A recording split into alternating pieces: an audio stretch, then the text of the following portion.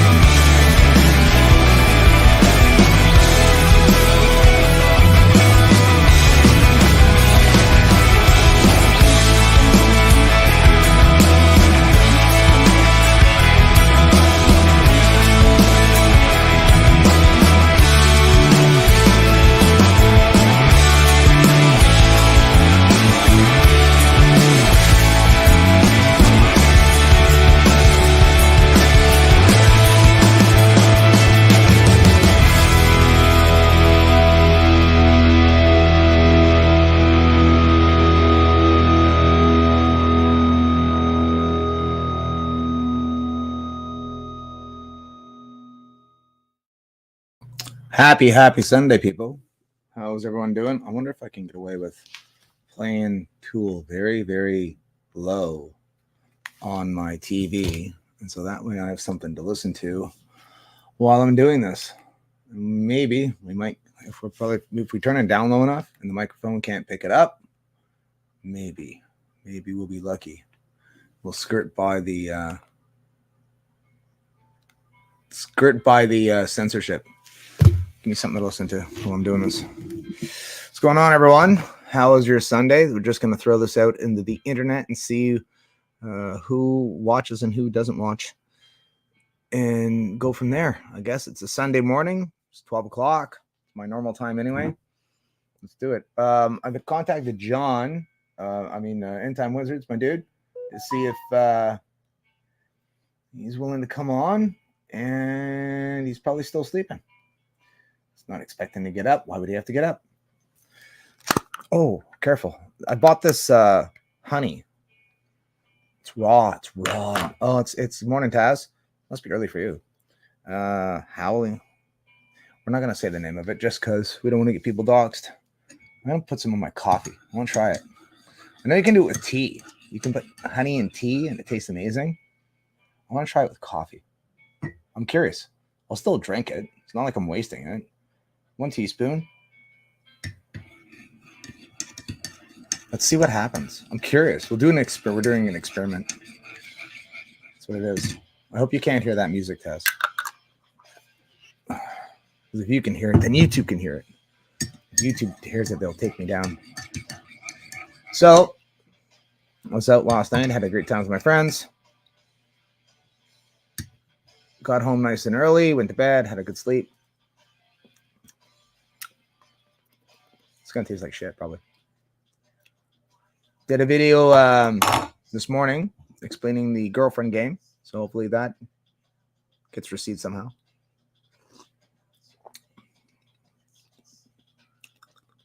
It's not horrible. I've drank worse, I guess. Makes it a bit thicker. So, interesting. So, on with the show, I guess. Let's go... it's Sunday. What are you doing on a Sunday? Why aren't you at church? Should be at church, shouldn't you? Probably a good idea. So I'll bring it to you. Since you decided you didn't want to go. Bible Gateway. Where should we go? Good question. Good question. Let's see here. I don't know what you guys do. This is what I do for fun. Let's see here. Where should we go? Could go Ecclesiastes, but I'm feeling a little Revelation. Yes, this is what God was talking to me about last night. The book of Revelation. Where's the Bible list? Give me the book. There we go. That's what I want. I don't know what's up with the software lately. Everything's been crashing on me. It's been crazy. So there's a part in Revelations where there's two witnesses. The two witnesses. Yeah. I don't know why I wanted to do like this. I was thinking about this last night. Then there was given to me, so this is Revelations, obviously the book of the Bible, chapter 11. Then there was given to me a measuring rod like a staff, and someone said, "Get up and measure the temple of the God and altar, and those who worship in it. Leave out the court which is outside the temple, and do not measure it, for it has been given to the nations, and they will tread underfoot the holy city for 42 months. And I will grant authority to my two witnesses, and they will prophesy for 1,260 days, clothed in sackcloth. These are the two olive trees and the two lampstands that stand before the Lord of the earth. If anyone wants to harm them, fire flows out their mouth and devours their enemies. So if anyone wants to harm them, he must be killed in this way. These have the power to shut up the sky, that rain will not fall during the days of their prophesying, and they will have power over the waters to turn them into blood, and strike the earth with every plague as often as they desire." Fucking powerful. So this hasn't happened yet. When you're reading stuff in the Bible, especially in Revelations, you're like, did it happen yet though? Did that already happen? Well, no, I don't. In the course of history, I don't remember hearing about two people that did this. So we can assume that this is yet to happen. So when they have finished their testimony, the beast that comes up out of the abyss will make war with them and overcome them and kill them. So we can assume that the Antichrist, when he does come up out of the abyss, that's another link to something else, will overcome them and kill them. All right, so the Antichrist kills them, and their dead bodies will lie in the street in the great city, which mystically is called Sodom in Egypt, where also their Lord was crucified. So obviously Jerusalem. Notice there it's called Sodom in Egypt. Israel is called Sodom in Egypt. Wonder why? Curious. Thought it was the holy city, just clean as a lamb.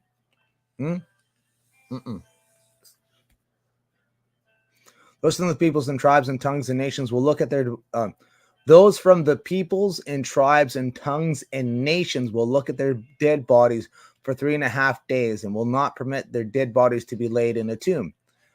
So the world will be watching this. It'll be live streamed. It will be televised. It will be across the nations. We'll watch it. Obviously, the internet, right? And we know that now, but back then they're like, well, didn't make any sense then. But now we're like, yeah, duh. If that happened, for sure, we'd be watching. And those who dwell on the earth will rejoice over them and celebrate, and they will send gifts to one another, because these two prophets tormented those who dwell on the earth. So it becomes like a world holiday in a way. It's a world holiday that these two people were killed, which again, we don't have yet. That doesn't exist yet. So we know that is yet to come. But after the 3.5 days, the breath of life from God came into them, and they stood on their feet, and great fear fell upon those who were watching them. And they heard a loud voice from heaven saying to them, "Come up here." Then they went up into heaven in the cloud, and the enemies watched them. And in that hour there was a great earthquake, and 1/10 of the city fell. 7,000 people were killed in the earthquake, and the rest were terrified and gave glory to God of heaven. The second woe is past; behold, the third woe is quickly to come quickly. Tracy Local Learning, James Luther, hello. Hola. Yeah, so that's one of the, like, when I'm reading the Bible, you have to ask yourself questions, right? You have to ask, especially when you're reading end time prophecy or anything to do with eschatology. You've got to ask questions. You can't just assume shit. you've got to ask the questions of, well, did this already happen? What was this event tied to? So on and so on and so forth, right? Because if you don't, I've seen it where people get all twisted and turned around because they're thinking one thing and then they find out later that's another thing, and it really shakes your foundations. And so what happens when you become Christian, and you start learning about the Bible, you'll have theories on certain things, and a new way of looking at it, or a new translation, or a word is translated a certain way that you didn't know about, and it just takes everything and throws it upside down. And that it's that back and forth struggle that turns some people away from reading the Bible, because you try to understand it the best you can, but it's a very complicated book to really sink your teeth into. Like it's a big book. Like it's not just one book; it's multiple books over multiple time periods, written by multiple authors. So it's a chore sometimes. Cutal.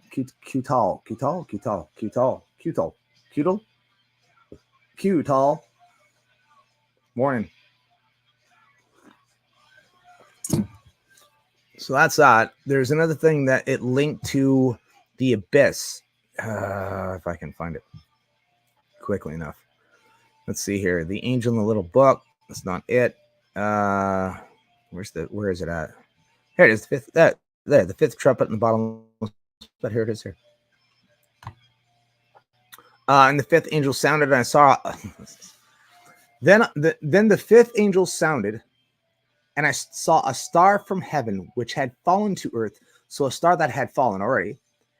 And the key to the bottomless pit was given to him.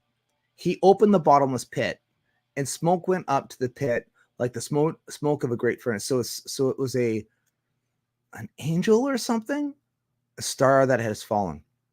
It already had fell, which had fallen. It's something that already fell to earth. He opened the bottomless pit, and smoke went up from the pit like the smoke of a great furnace, and the sun and the air were darkened by the smoke of the pit. Then out of the smoke came locusts, which upon the earth The power is given to them as scorpions of the earth have the power. They were told not to hurt the grass of the earth, nor any green thing, nor any tree, but only the men who do not have the seal of God on their foreheads.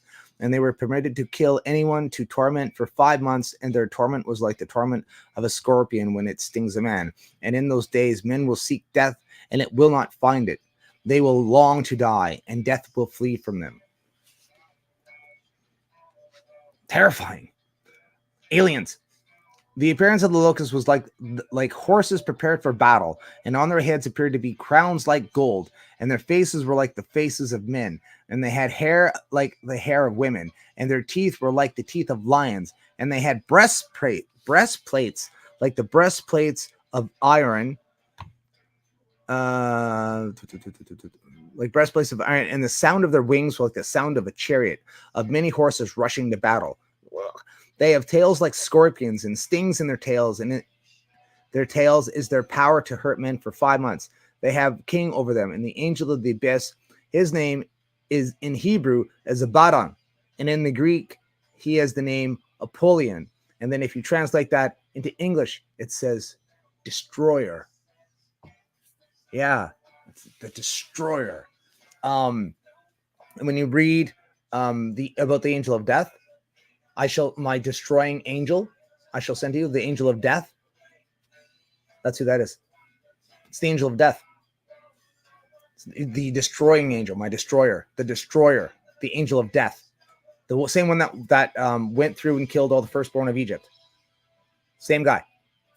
Then the sixth angel sounded, and I heard a voice from this 4-horse, the sixth army from the east. Oh yeah, that's another point. Then the sixth angel sounded, and I heard a voice from the 4 horns of the golden altar, which is before God. One saying to the sixth angel who had the trumpet, release the 4 angels who are bound at the great river Euphrates. And the 4 angels who had been prepared for the hour and the day and the month and the year were released so that they would kill 1/3 of mankind. That's why they call it the Great Tribulation. That's why this is why this is just a horrible time. To happen on earth, has not happened yet. The number of the armies of the horsemen were 200 million. I heard the number of them. And this is how I saw in the vision the horses on those who sat on them. The riders had breastplates of the color of fire, and of hyacinth, and of brimstone. And the heads of the horses were like the heads of lions, and out of their mouths produced fire and the smoke of brimstone. And of the third of mankind was killed by these 3 plagues, by the fire and the smoke and the brimstone which proceeded out of their mouths. Now, again, though, these are angels. So, released the four angels who were bound at the great year, and the 4 angels had been prepared for the release, so they would kill a third of mankind. The number of the armies of the horsemen. So there's 4 horsemen, 4 angels that were on the horses, and they were released. And with them came armies of men numbering 200 million. Get that straight. All right. And the third of the mankind was killed by the 3 plagues, by the fire, the smoke, and the brimstone proceeded out of the mouths. For the power of the horses in their mouths and in their tails, for their tails are like serpents and have heads, and of them they do harm. And with them they do harm. Crazy beasts that can be drawn. The rest of mankind who were not killed by these plagues did not repent of the works of their hands, so as not to worship demons in the idols of gold and of silver and of brass and of stone and of wood, which can neither see nor hear nor walk. And they did not repent of their murders, nor of their sorceries, nor their immorality, nor for their thefts. It's fucking crazy. That's Revelations for you. Just nuts. Just crazy stuff. Sounds like the singularity. Tail is a cord that connects you. Maybe. Gotta go. The fucking chickens got out, for fuck's sake. Stay blessed. Everyone later, Tracy. Have a good one. That's the way the Bible is. That's where the way Revelations is. Like, you really gotta, like, it took me, I used to have to draw out what I was reading because it didn't make any fucking sense. I'm like, what? Like, the 7 heads are 7 hills on which the 7 heads are also 7 hills on which the woman sits. And you're like, huh? That's what the tongue twister for, bro. So then I would just draw out the picture. I'm like, oh, I see. Oh, I see. And that's what I tell you, I was able to grasp half of these, especially the Revelations, because it's so complicated. And then when you read the Book of Enoch, which I always argue myself with, because it's like, well, yeah, the Book of Enoch unlocks Revelations, but however, was the Book of Enoch written after Revelations to explain Revelations? But I mean, the ties, no, because fucking Jude talks about Enoch. Jude talks about it. So that's why Enoch is first. Enoch is before Revelations. Yeah, it blows my brain trying to keep trying to use a record. There's so many like, oh, you know, Jesus is coming, and that's sort of why I switched politically in a way. I stepped outside the left-right dichotomy. It's like, this is all bullshit. All of it is. The right's bullshit, the left's bullshit. It's all bullshit. I'm not participating in any of it. Which part of you are you working in? None. Neither. I'm Christian. That's it. Easy. That's you. This is me. You know, everyone on my side's fine. What's going on over here? I have no idea. Which way do you, which side, which faction do you side with? Well, obviously the conservatives, because they're Christian. Most of them are Christian. Are we going to all get along and all fucking have the same points of view? No, we're not. But those who are with us are not. Those who are with us are not against us, and those who are against us are not with us. So that's the way the Bible goes. It's almost the enemy of my enemy is my friend. In a way. That's not the way Jesus put it, but in a way.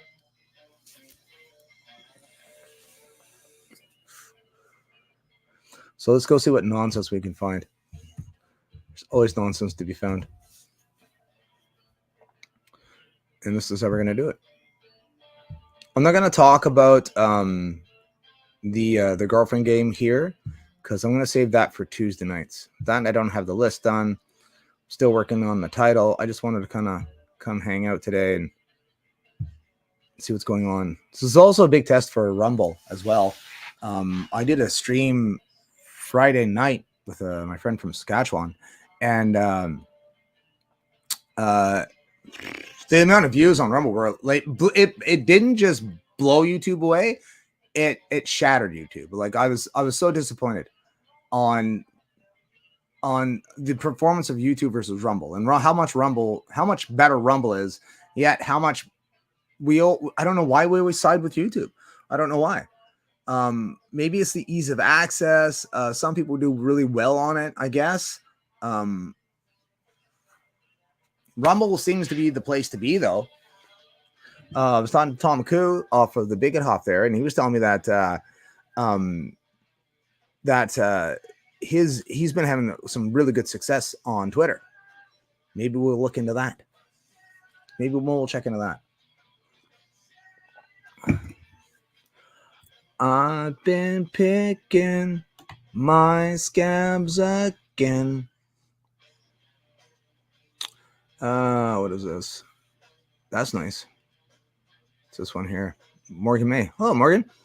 Falling in love hits different when you know they're a paid actor sent by the CIA to distract you from dedicating your life to dismantling the government. What? Fed Kenzie? Why? I don't understand. That's hilarious. Oh, I gotta watch this. Need to watch this. Is this it here? Is this Trump? Is this the Trump? It is. Oh, I gotta watch that. I don't know if you guys have. Let's get a little preview of it. It's a creepy, corrupt business, and the media, to a large extent, acts as a propaganda arm for the Democratic Party.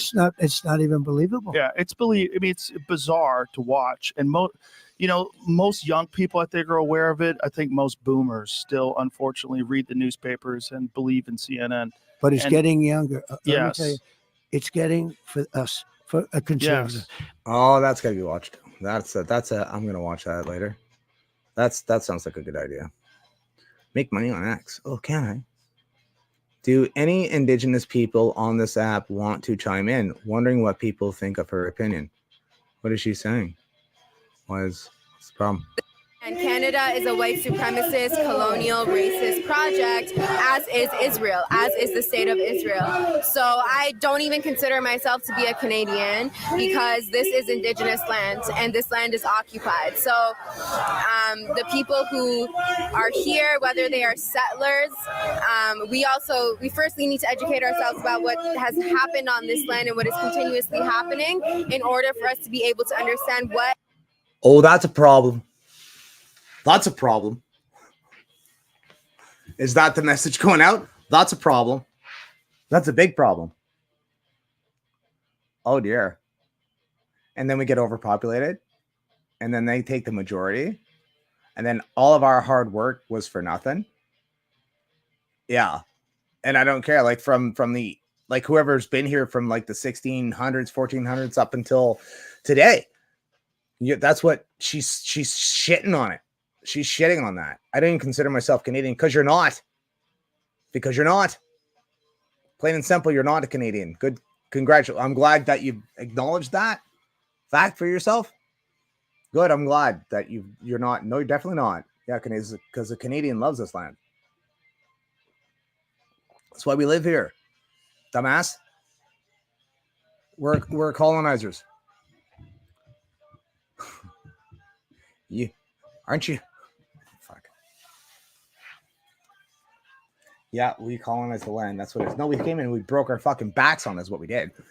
We broke our backs on it and built this, all the infrastructure. Fine, pay us for all the infrastructure. You pay us for all the infrastructure. You pay us for all the development. You pay us for all the farmland. You pay us for everything.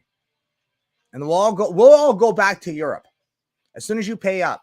The trillions and trillions and trillions of dollars of infrastructure that's sitting here, done, made in the ground on the hydro lines, thousands and trillions of dollars and time and years and effort. And you think you're just going to fucking walk in here and walk all over our shit that we built? Fuck you.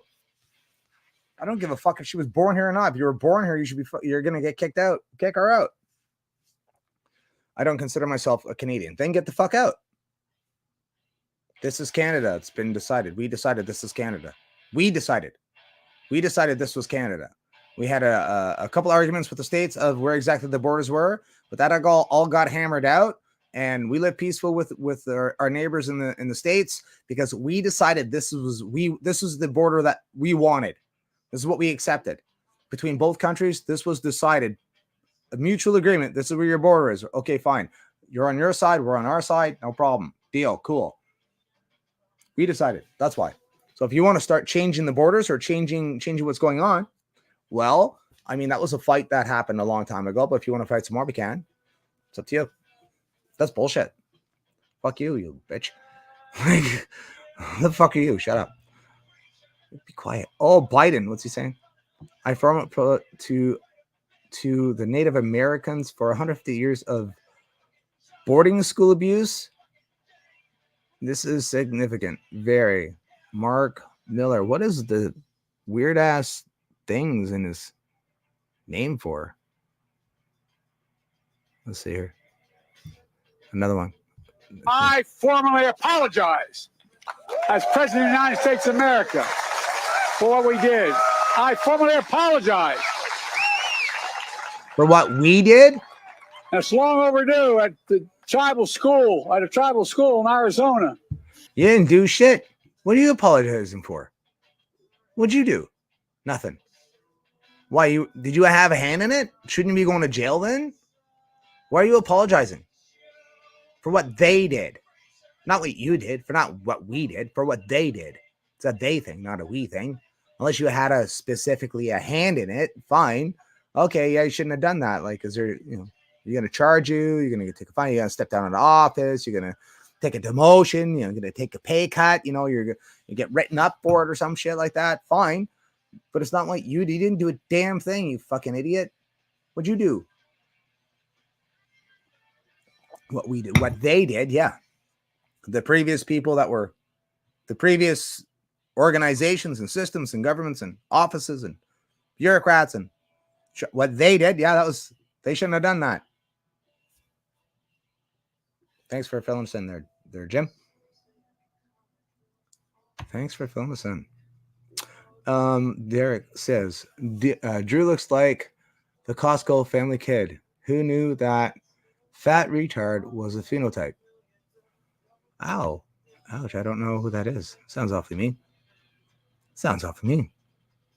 Beyonce endorses Kamala Harris in joyful speech at Houston rally. I'm here as a mother. Didn't you get diddied? I heard you got diddied there, Beyonce. Kamala Harris. Yeah, we wouldn't. If Canadians could vote in the U.S. election, a majority would choose to send Kamala Harris to the White House. She was already in the White House. But she was already in the White House. They're not sending her there. She's vice president, for fuck's sakes. We didn't send her. She's already there. Okay. Gonna win stuff now. Mr. Sunshine Baby. I don't know. This is it. Let's just hear one. Edmonton, Canada is the first city in Canada to fully embrace the WEF vision of a 15-minute city, despite massive objection from local residents.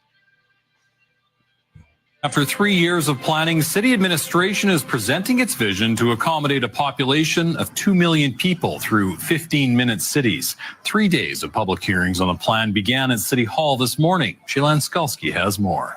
The 15 new district plans and corresponding bylaws will replace 54 existing planning documents dating back to the 1980s. Administration says the goal is to accommodate 600,000 new residents in redeveloped areas, with 50% of all new home units added through infill. The plan also calls for half of all future travel to be done by transit, and for residents to access all their daily needs within 15 minutes. Not everyone supports the plan. My understanding is that this means I will need to stay within my district to meet all my needs so that the city can meet its climate plan objectives. I don't think Edmontonians can afford to be part of a renovation experiment of this size so quickly. After 3 years of planning, city administration is presenting its vision. Districts, eh? Oh, wild. Well, we'll keep an eye on that one. That's disturbing as fuck. Greg says, why would anyone think Poilievre is some some sort of anti-globalist. Why would they think the establishment would allow an anti-government, anti-globalist to take the leadership of the CPC and undo decades of work without any restrictions, doing the same thing over and over again? Globalist. Yeah, but that's not much of a, not really proving a point there. You just, what's this one? What's Joe saying here? Is placed on these social media sites to understand their power. They are directly speaking to millions and millions of people without any level of oversight or regulation. And that has to stop. Okay, right away. Yeah. There's no way to misconstrue that. What does that mean? Oversight and regulation for free speech is ridiculous. Yeah, totally. Just that alone, there's no way to misconstrue that, right? What she was saying is what I was thinking she was saying. She was saying she wants government oversight and regulation for social media. That's crazy. It's crazy for anyone to want it, because if the only reason you want it, right, is because you agree with the ideological bent of the platform, wait until someone else is in charge of it, or wait until there's a different government in charge. It's also saying that the very thing that Mark Zuckerberg regrets should be happening. Like, she's essentially saying, why should they have different rules for Facebook than they do for Twitter? Like, what rules? Like, what rules? We don't have rules. We have First Amendment rights of free speech. Nuts. Purple rain, purple rain. What are you talking about here, Taz? Oh, geez. YouTube is as an extremely large audience, but a crappy system for small users. Rumble has a small audience, but a better system for small users. Then leave. Yeah, exactly. Then leave. Whites and natives work together for the most part to create this country. Truth. Against popular belief. Just stupid virtue signaling to pander to the issues well before our time. Yep. Celebrity endorsements have almost zero sway now. And I hate this clickbait fakeness. Clickbait. Fakeness. Dun, dun, dun, dun, dun, dun. OGT Netfo, what's up, my dude? How are you? Nice to see you this Sunday morning. Hello, everyone to Rumble. I don't know. StreamYard really jacked their prices up. Like, fucking, I had to, in order to stream Friday night, I had to get StreamYard again. That's why the logo's up there in the corner. I'm not keeping it. There's no fucking way I can afford this. $64 a month. It used to be 25. But I get why they're doing it. Like, I understand why StreamYard is charging so much. People can be very successful at doing this, right? And because they're so successful, they rake in thousands and thousands of dollars through streaming platforms such as StreamYard. So StreamYard's like, we're kind of getting the shaft here. We're only charging like 20. It used to be $25 a month, 35 in America, I think it was. And so I get it. Like, I understand that. But the issue is that the people that are actually making money through the streaming service are the reason why the prices are going up. So it's not fair. So if you're successful at it, oh, fuck, you don't care if you're paying, oh, it's $100 a month or whatever. But for people who are not successful at it, there's no way in fuck you can afford this. No way. $100 a month just to do this for free? Like, that's an expensive hobby. You want to make it worth your while, then you want to stream as much as you can to get your money's worth. That was always my my thought about streaming, was that, this is something I pay for, so I better use it and make the most out of it, because you don't want to just pay for something and not use it. Like, what are you doing then? Well, you're just wasting your money. So at least get your money's worth. You're gonna spend $100 on something, well, get your money's worth, right? So that's why videos and streaming and stuff like that's why. That's why I was like so consistent every Thursday. But when I was out there, every Thursday I was out there, which I put on a good show and have fun doing it, and then I was doing Sundays as well. So, I'll probably just switch to, if I just go to Rumble, then we'll probably just bounce off of YouTube, and I'll just do videos on YouTube. Even that's been a fucking nightmare. I got to check into some more software that I have on this laptop to see if I can figure out something else. I use StreamYard to record, but I don't know. the video I put out today was fucking trash because it was the first of it. It was like a spirit wanted to get out first or something. I don't know. I tried clipping the video. I think it's clipped properly now on YouTube, but it's also on Rumble, and the first little bit is fucking weird. I don't know why it didn't clip properly. I clipped it like 3 times. I clipped it with the software. I clipped it with my editing software, and still that a little part of this fucking where I had a tool going and it didn't go through in the video. It won't disappear. I can't get rid of the fucking thing. It's so annoying. I was like, for fuck's sakes, can't get rid of it. So apparently with Rumble, what I was I don't know if this changed on or if any of you guys are streamers out there yourselves. Apparently Rumble, you cannot sync your YouTube channel to automatically throw your videos that you put up on YouTube into Rumble. Apparently that's a thing now. I went looking in the settings trying to find it, and I couldn't find it. And I was watching some videos, and it redirected me to an article written in January 1st of this year about the issues that users were having. Rumble creators were having a hard time syncing their YouTube accounts with a Rumble account. So I'm going to need to do a bit more digging into it. And if it's fixed, fucked if I can figure out how to redo it. I know it's my old channel's linked to my Rumble, but not this one. So that's why I have to do it too. So we got to stream to Rumble and to YouTube through StreamYard. And if I can't figure it out, we'll just get rid of fucking YouTube and be done with it.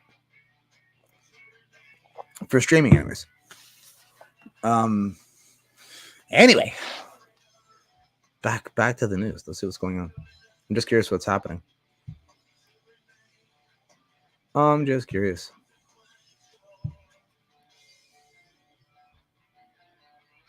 Who's been the best prime minister, Canadian? I'd say Harper.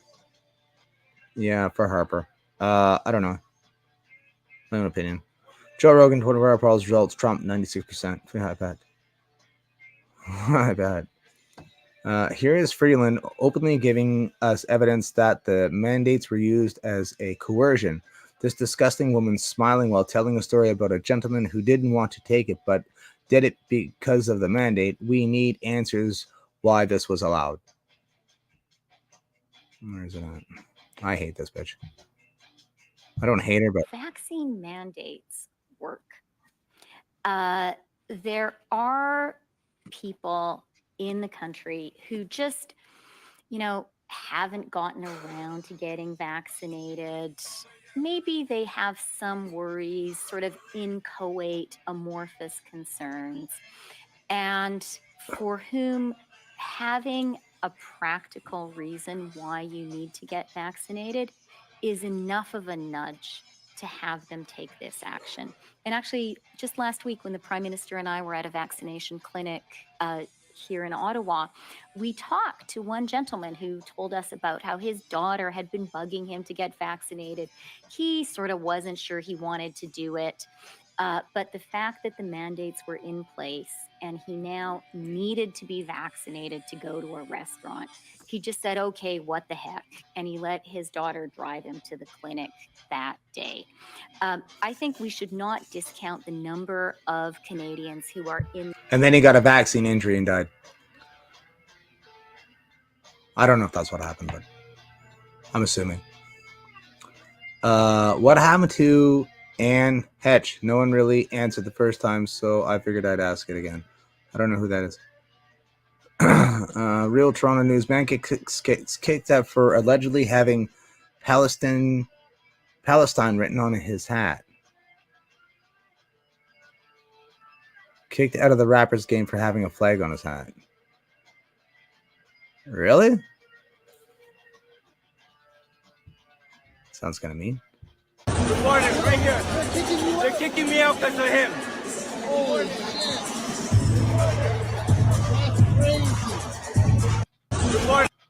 Oh, it's because somebody complained. Somebody didn't like it. Somebody was complaining. That's what they get for voting in a terrorist. A bit of everything. A bit of everything. Yeah.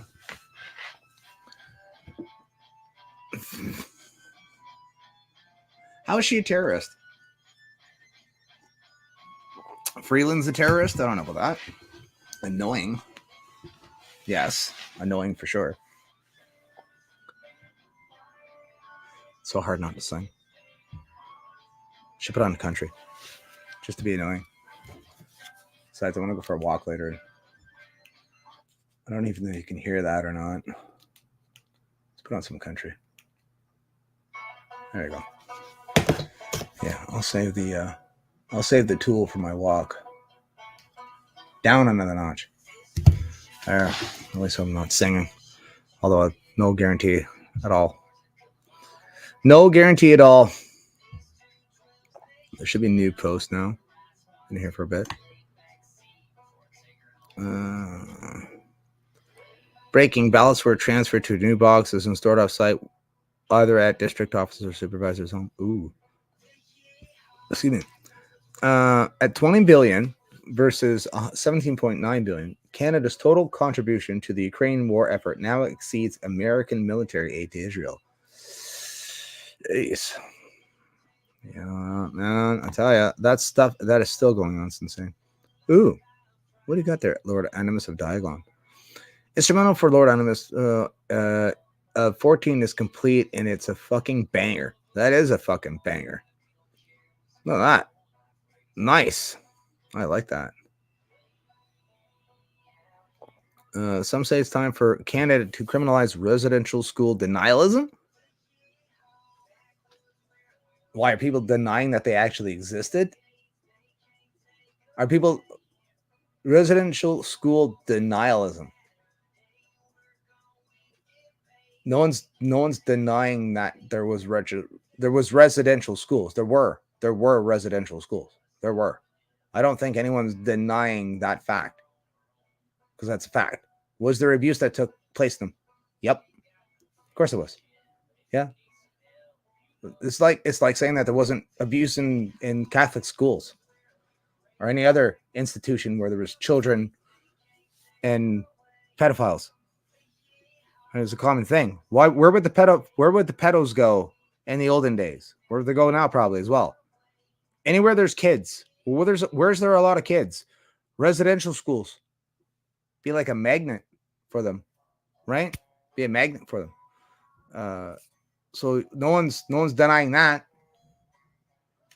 What are you denying? Of the genocide and bodies and stuff that you haven't found yet? Is that what? We'll find stuff and then we'll talk. You got to find stuff first, though. If you're not finding anything, what are we talking about here? The thought of, the idea of. Okay, well, you can have a hypothesis. There's nothing wrong with having a hypothesis or an idea about something. I have lots of ideas and theories. Can they be proven? Some can. Some are just sort of common sense, but some of them no. So, criminal residential school denialism. It's hard to say too. It's not easy. It doesn't roll off the tongue. What is this one? Milk Road. Reminder, don't get bored. Banana Zone is on the horizon. Banana Zone? The fuck is Banana Zone? We are here. The boring zone. The banana zone. We are here. The boring zone. Negative 27%. That's hype. Oh, so 2019 and 2020, 2022, 2024.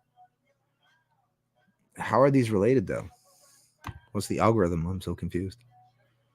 I'm so McCann. Where is that? Is that where you're at, fucker? Colin Rogue. New actor Leonardo DiCaprio endorses Kamala Harris, as he's doing so because Donald Trump doesn't care about climate change. DiCaprio is well known for traveling on gas-guzzling private jets and yachts. These are unnatural disasters were caught by climate change. Donald Trump, show more. I'm not even going to bother. Let's see here. Oli London, just another day on the New York Metro. What the fuck? A New York Metro? Give me my fucking bag. What is wrong with you? What the fuck? What the fuck? Get the fuck off of me. What are you doing? Get off of me. Get off of me. What's wrong with you? What the fuck is going on this fucking train? I'm so fucking confused.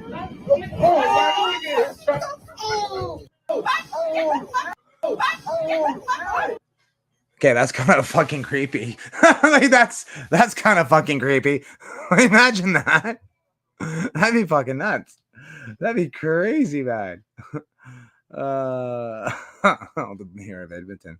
Oh yeah, that's true too. Yeah. Oh, that's what the Edmonton going with the 15-minute city. Yeah, that's true. Valid point. Well, that's disturbing. I'll have nightmares about that now.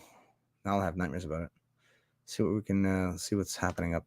If we go upstairs now and hit new, I'll just hit home. Then we're not the newest of the new. Jaw-dropping Joe Rogan interview crushes Kamala Harris campaign. The full 3-hour talk summarized in less than 10 minutes. We're not going to do that. Getting cut up. Elon Musk. What is Jordan saying here? On to Elon himself. First and foremost, the world's premier engineer and inventor is a man clearly and demonstrably capable of doing 6 impossible things at the same time. This speaks primarily of his intelligence. Musk is exceptionally 1 in a billion high in general cognitive ability and openness, a true genius, albeit in the technical manner. Pull his dick out of your throat. Oh, we already watched that one. People are ticketed. Beyonce isn't performing. People are ticked. Beyonce. Oh, they wanted her to sing.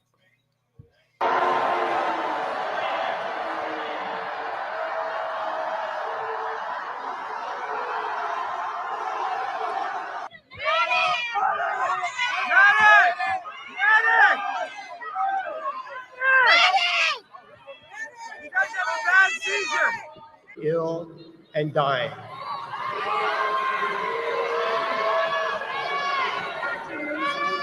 Nationwide, I think someone needs some medical assistance over here.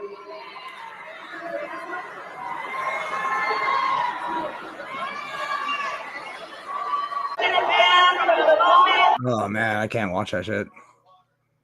Can't watch that. That's nonsense. Nonsense. Oh, there you go. That's a fun concept. What's this about? Imagine traveling to the land of the Jeets and not expecting the inevitable.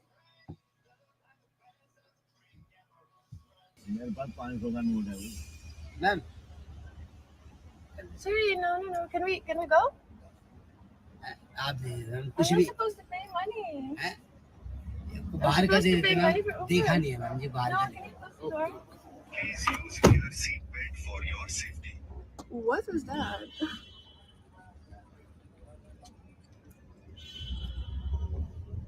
That's your next boyfriend that you don't want. What's it say here? An honor. Thank you for. What's these guys wearing the hats for? Good afternoon, Michiganders. As the president said, we just had a positive meeting with President Trump. We as Muslims stand with President Trump because he promises peace. He promises peace, not war. True. That is true. He does. He has been known for that. That's a fact. Oh, too far. Just about. Alberta Premier Daniel Smith says that because Canadian courts did not stand up for free speech and gave regulatory bodies carte blanche to do whatever they want to, members who had exercised freedom of speech, the Alberta government has got to rein them in. Oh.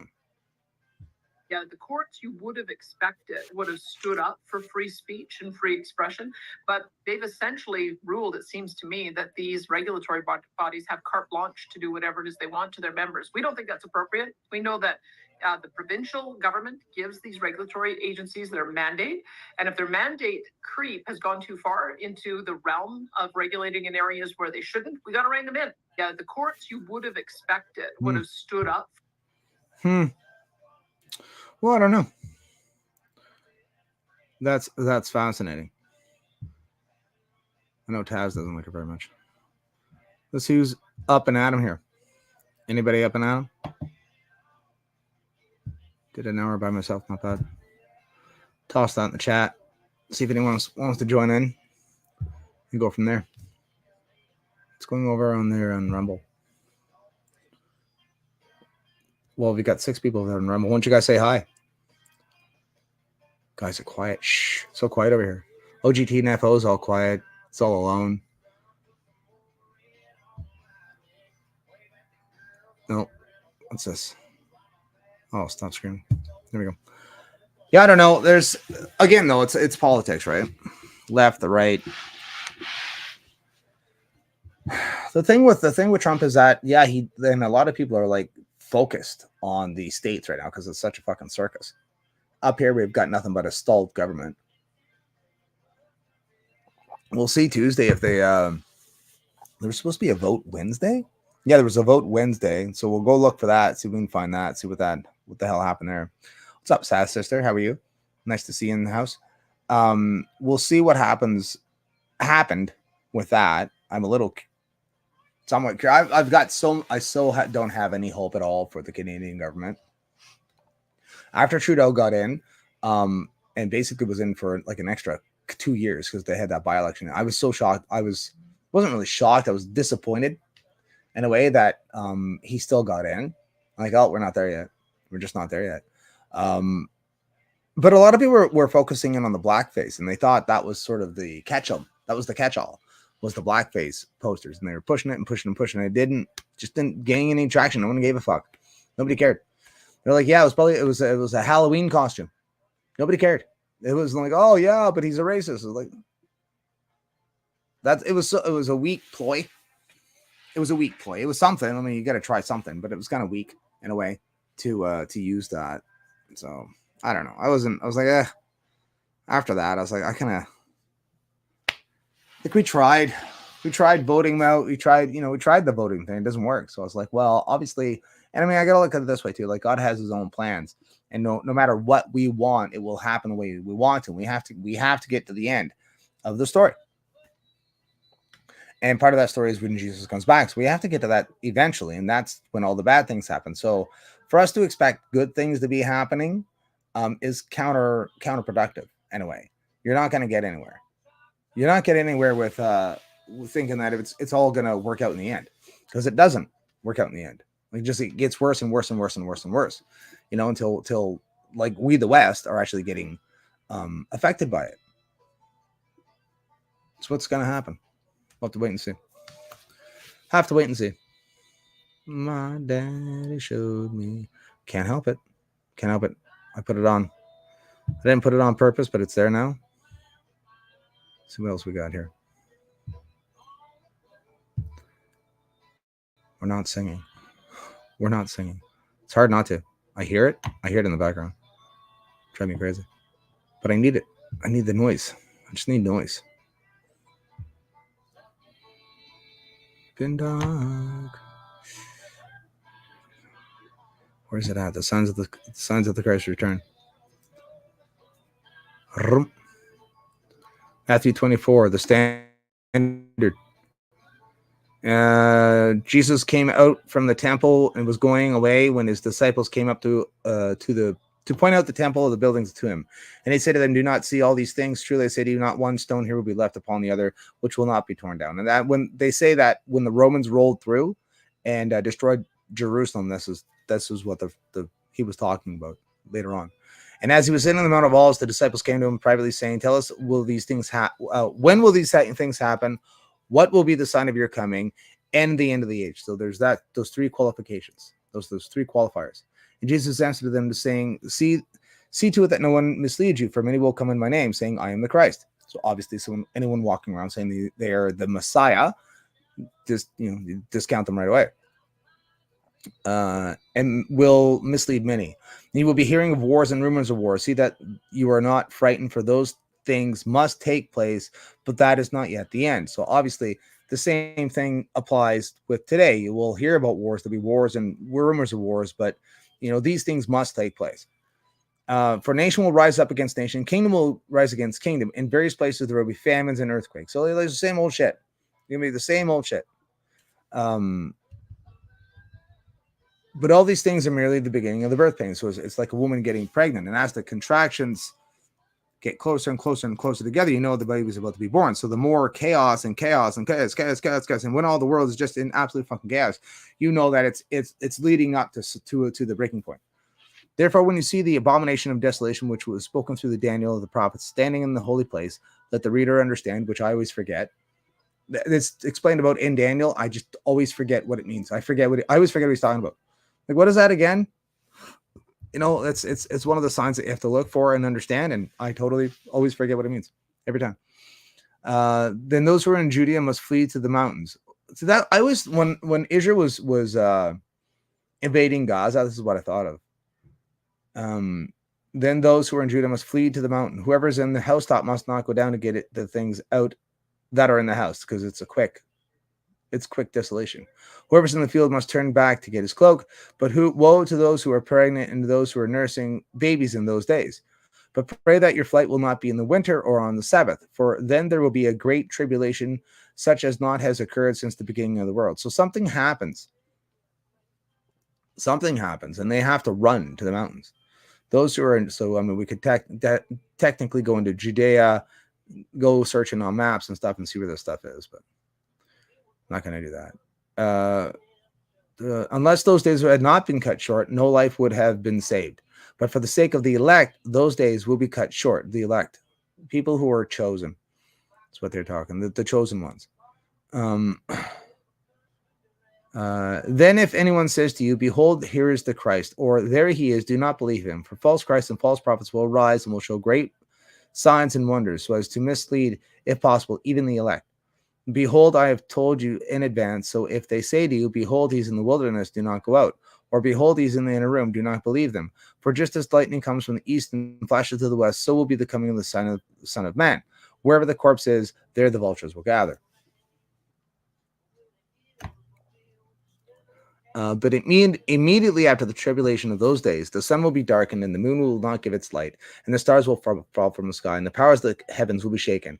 And then the sign of the Son of Man will appear in the sky, and then all the tribes of the earth will mourn, and they will see the Son of Man coming on the clouds of the sky with the power and the great glory, and he will send forth his angels with a great trumpet, and they will gather together the elect from the four winds, from one end of the sky to the other. So there's so much to unpack there. So the four signs, this is also in Isaiah. I think it's Isaiah, where you can always link it from the New Testament to the Old Testament. And the sun will be dark. So the sun will be dark, and the moon will red as blood. The sky will be rolled up like a scroll. There will be an earthquake that will move every mountain. Those are the four signs of the coming of the Son of Man. And the Son of Man will appear in the sky. So that's why we're always looking up. He will send his four angels in the great trumpet, and they will gather together his elect from the four winds of heaven. So what happens is we're transmutated. You're given new bodies. I don't know. We go up in spirit, I guess, or something, or we're teleported up, or something to that effect. This is after the Great Tribulation, when the chaos of everything fucking just falls apart. He comes after. That's where there's an argument between pre-tribulation rapture and post-tribulation rapture. This blatantly says it's post-tribulation rapture. It's after the tribulation that the coming of the Son of Man happens. But then they say, well, there's the Great Tribulation, then there's the Great Tribulation. Or there's the tribulation and then the Great Tribulation. The tribulation is right up until the Great Tribulation, and that's the 7-year period as spoken of in the prophet Daniel, that last 7 years. And prior to that, that's when Jesus comes, swoops up, takes us away. The beast gathers his armies, and then at the end of the 7 years, Jesus comes back and fights the beast and kills him. And that's how that's supposed to. That's pre-trib theory, and post-trib theory is this verse where it says after the tribulation, that's when you see the Son of the coming of the Son of Son. It's a big debate. It's a fight in the Christian world. Now learn the parable from the fig tree. When its branches have already become tender and puts forth its leaves, you know that summer is near. So you too, when you see all these things, recognize that he is near, right at the door. Truly I say to you that this generation will not pass away until all these things take place. Heaven and earth will pass away, but my words will not pass away. So when he says that there, a lot of people, there's a couple of ways to look at it. You can say that it's who he's talking to right there, and then those people that he's talking to. Or he's talking to the generation that goes through the Great Tribulation. And that's why they say that the tribulation started back in 1972, when Israel came in and occupied, when they took the 6-day war. They say that that's tied into it and and it's all smoke and mirrors. You don't really know which is the correct interpretation of this thing. A lot of people do the math on it. Well, Israel, it's been 100 years and like. It's not that easy to unpack. But of that day, no one knows, not even the angel of heaven, nor the Son, but the Father alone. For the coming of the Son of Man will be just like the days of Noah. For as in the days before the flood, they were eating and drinking and marrying and giving in marriage until the day that Noah entered the ark. And they did not understand until the flood came and took them all away. So will be the coming of the Son of Man. There will be 2 men in the field. One will be taken, one will be left. 2 women will be grinding at the mill. One will be taken, one will be left. So it's just going to be like any other day. Is the catch-22. Be just like any other day.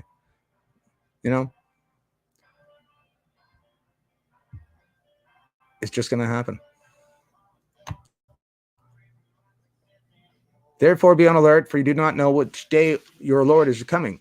But be sure of this, that if the head of the house had known at what time the night that the thief was coming, he would have been on the alert. It would not have allowed his house to be broken into. For this reason, you must also be ready, for the Son of Man is coming at an hour when you do not think he will. So it's when we're least expecting it. When you least expect it, he's going to show up. That's part of the fun. It's kind of part of the fun about it, because it's like we never know. We're like, oh, Jesus is coming back. Jesus is coming back. And it looks like, yeah, this looks like the time. It could be, but you never know. It could be today. You never know. We don't know when. Maybe people misinterpreted the Bible the whole time. And we're in it right now. This is it. Maybe this is it. Maybe the vaccine was the mark. And if you passed it and you didn't pass it, was that it? We don't know. Nobody knows. That's the fun part about it, right? It was close, but it wasn't kind of exactly what we thought it would be. But I mean, that doesn't really matter. So could it have been, check your watches for 7 years after that time frame, and maybe who knows? We don't know. Don't know for sure. Oh, it's going to get worse. Well, maybe they did it that way as a false flag, and then they can use that to say, well, see, Jesus didn't come back, and it was the same setup, and he didn't come back. Oh, no. And it's a false flag. That's what I always thought. Who then is the faithful and sensible slave whom his master put in charge of his household to give them their food at the proper time? Blessed is that slave whom his master finds doing so when he comes. Truly so, can you imagine Jesus coming back now when I'm doing this? This is exactly, I'm doing my job, right? I'm preaching the word of God. So if he was to come back right now, the second, like, good job, good for you. You're working. So at work, that's my philosophy. If I'm gonna fuck the dog at work, I will fuck the dog in a way so that I'm working. Like, really, I'm not, but I am. If the supervisor walks up, they're like, good job, you're doing that thing. I'm like, got this under control. What are you doing? Working. No. Looks like I'm working. Not. No. Fucking the dog. I'm killing time. Just killing time. By cleaning? Yep. Killing time. I'm just cleaning to kill time. Just killing time. That's what I want you to do. All right, whatever. Good. But if that evil slave says it in his heart, my master is not coming for a long time, and begins to beat his fellow slaves and eat and drink with drunkards, the master of the slave will come on a day when he does not expect him, and at an hour which he does not know, and will cut him into pieces, and will assign him a place with the hypocrites. In that place there will be weeping and gnashing of teeth. So be a good, faithful servant. Be a good, faithful servant, which is what he's asking. What's up, Chris? Threw the link up in the chat, buddy.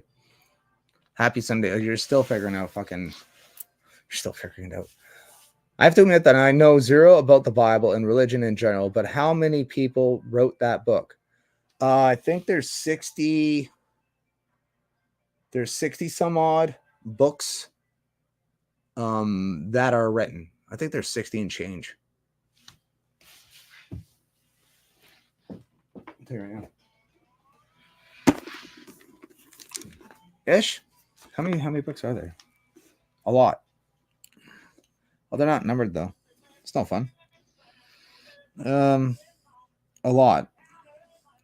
Goes Genesis, Exodus, Leviticus, Numbers, Deuteronomy, Joshua, Judges, Ruth, Samuel, First and Second Samuel, First and Second Kings, First and Second Chronicles, Ezra, Nehemiah, Esther, Job, Psalms, Proverbs, Ecclesiastes, Song of Solomon, Isaiah, Jeremiah, Lamentations, Ezekiel, Daniel, Hosea, Joel, Amos, Obadiah, Jonah, Micah, Nahum, Habakkuk, Zephaniah, Haggai, Zechariah, and Malachi.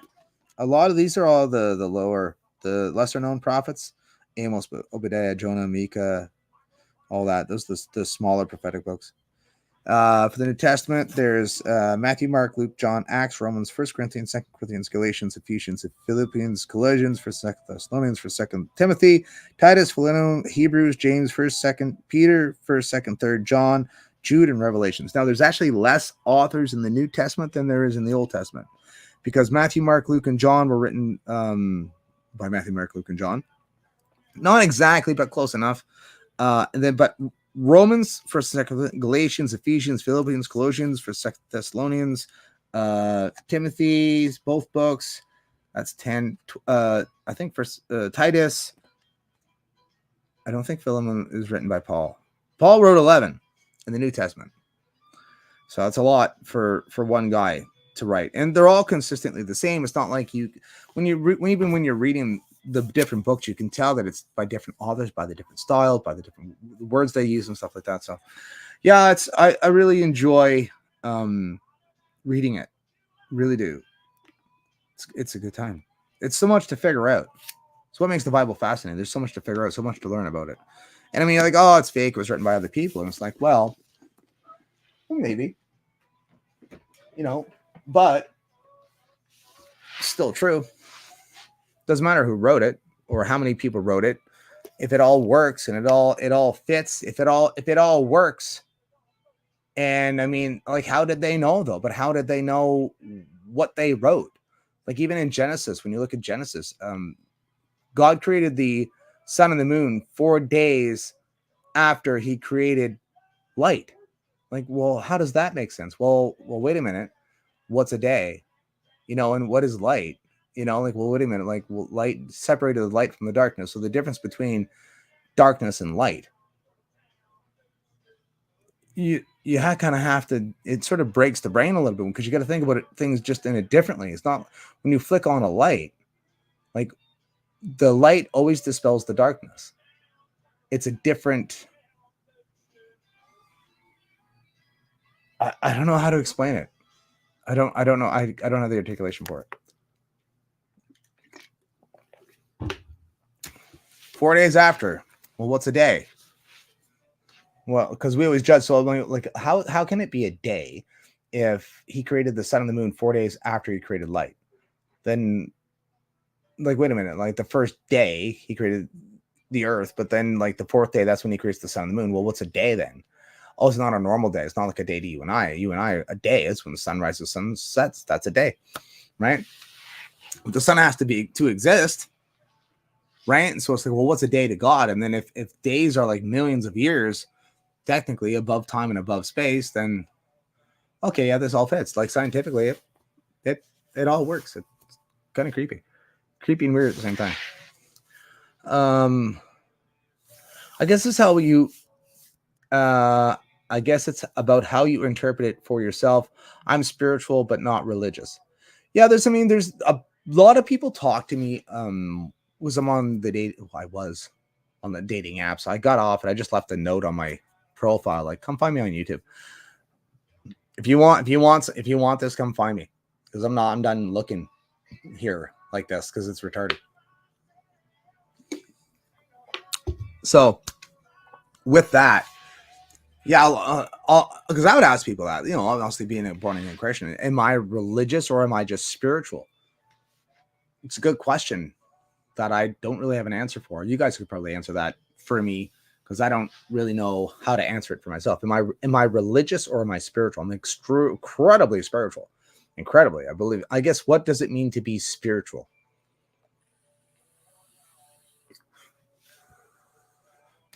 What does that mean, though? What does it mean to be spiritual? Let's just type it in and find out. What does that mean? Because that could cover a large body of, it could cover a large body of stuff. Spiritual. Let's see. Spiritual. Relating to or affecting the human spirit or soul as opposed to material or physical things. I'm responsible for relating to religion or religious beliefs. The tribe's spiritual leader. A religious song of a kind associated with Black Christmas for this. I don't know what that is. It's a noun. Yeah, see, that's the kicker. Oh, here's one over here. What's this? See this. Oh. Spirituality. Where do I find meaning in belief? Belief, comfort, reflection, ethics, awe. I want to enlarge this. Why is this so small? All right, let's visit it. See what happens. Where to take? Taking University of Minnesota. Taking charge of your well-being. What is spirituality? This would be interesting. Spirituality is a broad concept with room for many perspectives. True. In general, it includes a sense of connection to something bigger than ourselves, and it typically involves a search for meaning in life as such, and it is universal human experience, something that touches us all. People may describe a spiritual experience as sacred or transcendent, or simply a deep sense of aliveness and interconnectedness. Some may find that their spiritual life is intrinsically linked to their association with a church, temple, mosque, or synagogue. Others may pray or find comfort in a personal relationship with God or a higher power. Still others seek meaning through their connections to nature or art. Like your sense of purpose, your personal definition of spirituality may change throughout your life, adapting to your own experience and relationships. Spiritual questions. For many, spirituality is connected to large questions about life and identity, such as, am I a good person? What is the meaning of suffering? What is the connection to the world around me? Do things happen for a reason? How can I live my life the best way possible? Well, I would wonder why you'd want to why. Experts, Christina, whatever her last name, MD, director of George Washington Institute for Spirituality and Health, contends that spirituality is the aspect of humanity that refers to the way individuals seek and express meaning and purpose in the way that they experience the connectedness to the moment, to self, to others, to nature, and to the significant or sacred. According to Mario and whatever Dinsley O'Leary, researcher, the author of The Spiritual Brain, spirituality means any experience that is thought to bring an experience into contact. To bring the experiencer into contact with the divine. In other words, not just an experience that feels meaningful. Nurse Ruth Beckham Murray and Judith Proctor Zinter writes that the spiritual dimension tries to be in harmony with the universe and strives for answers about the infinite and comes into focus when the person faces emotional stress, physical lines, or death. And this is why I want to read. Relationship between religion and spirituality. While spirituality may incorporate elements of religion, it is generally a broader concept, which I agree with. Religion and spirituality are not the same thing, nor are they entirely distinct from one another. The best way to understand that is to think of them as overlapping circles like this. So spirituality, where do I find meaning? The belief, and the religious part says, what practice, rites, or rituals should I follow? Those are questions, though. All right. How do I feel connected? And then spirituality, the overlapping is how you reflect. And what is the right and wrong? What is right and wrong? And how should I live? Ethics and awe. What is true or false? I don't really like that. And spirituality questions are, where do I personally find meaning, connection, and value? In religion, the questions are, what is true and what is right? Where the circles overlap is the individual experience, which affects the way you think, feel, and behave. Well, there you go. That answers that. Oh. And that answers that. Interesting. I don't know. I've been asked that a bunch of times. It's like, I don't know. I just don't know.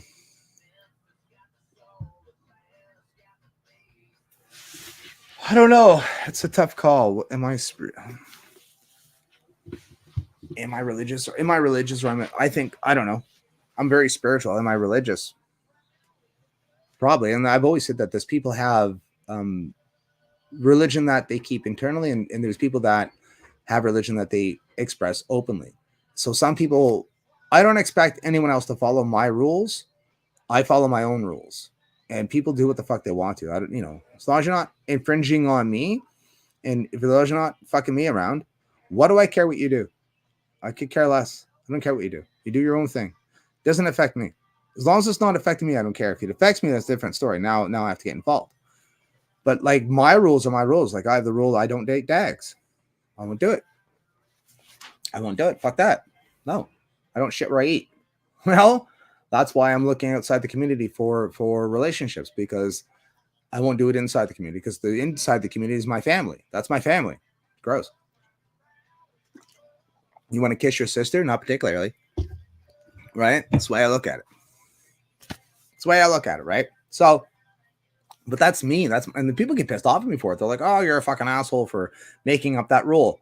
A rule that I follow myself. You're pitching me out because, and then other people agree with me. They're like, yeah, do you know what, Slip? That's a good idea. I'm like, hey, that's just for me. You guys do what you want. I don't give a fuck, but it's comical when the guys are like, yep, he's right. When the guys go, he's right though. Oh, well, tough tits. That's the way I look at it. Oh, well. But those are my rules, but I know of other people and they have rules that they institute and they just expect you to follow it. They expect you to follow their rules. The whole tree down. What's going on, buddy? Not too bad. Yourself? Not bad. Not bad. Living the dream. Couldn't leave you hanging too long. Just waiting for someone else to jump in, and it's like, oh, nobody's going. Poor Slippy's got no friends. Well, I don't know. I gotta get that's all right. That's all right. I don't mind. Whatever. It's good practice for me, so I don't care. Right? This way I look at it. It's just practice. The more I do it, the more comfortable I get doing it, the more, just getting back into the swing of things and all. How you been? Oh, yeah. Oh, not too bad. Yeah, it was a long night. Back home. Oh, are you back home now? Drive. Yeah, I bet. How many hours? 8-hour drive. 8-hour drive. Fuck. And then 24-hour notice if they have to send you out again. Pretty much. I do laundry. Time to do laundry, get your laundry done, and be set up for your next go. So are you religious or spiritual? I probably a little bit of mix of both. I think being more spiritual is more in tune with the majority of teachings of religion. Right. Even if you don't follow the necessary books per se.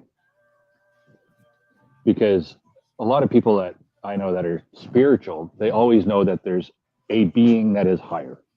Right. So even if we look at in the Bible, when they're talking about Egypt, and it's actually brought up the gods of Egypt. So now there's a hierarchy of gods. So the king of all gods, which would be presumably the Abrahamic religion, would be the highest of beings.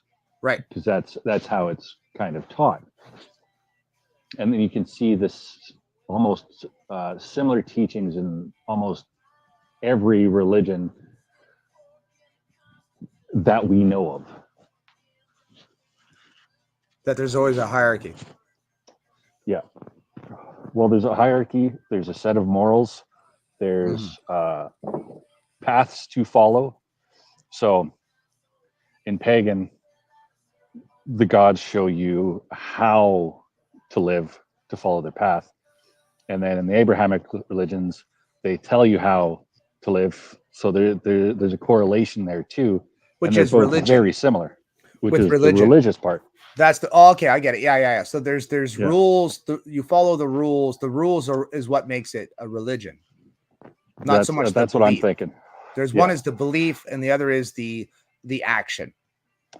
Yeah. So all right. Well, not only that, like James said, faith without works is dead.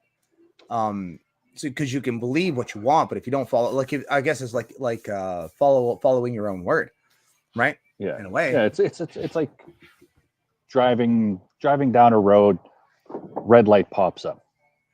Belief is you can just go through the red light and you'll be fine.